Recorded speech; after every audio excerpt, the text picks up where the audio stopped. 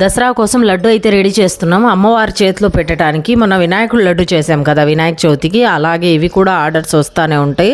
అమ్మవారి విగ్రహం కూర్చోబెట్టినప్పుడు చేతిలో ఈ లడ్డు అయితే పెడతారు. ఈ లడ్డు ఆర్డర్ వచ్చింది ఇవాళ. లడ్డు అయితే వేసేసింది లక్ష్మి. ఈ ముద్ద చేయడానికి రాకుంటే నేనైతే చేస్తున్నా.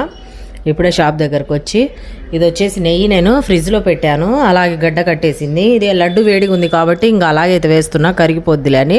ఫస్ట్ వేసేటప్పుడు కొద్దిగా నెయ్యి వేసేసాము, మళ్ళీ ముద్ద కట్టేటప్పుడు కూడా కొద్దిగా వేస్తే బాగుంటుంది. ఈ పిండి శనగపిండి అయితే కలుపుకోవాలి. శనగపిండిలో పాలు వేసి కలపాలి, అప్పుడు మంచి టేస్ట్ వస్తుంది లడ్డు.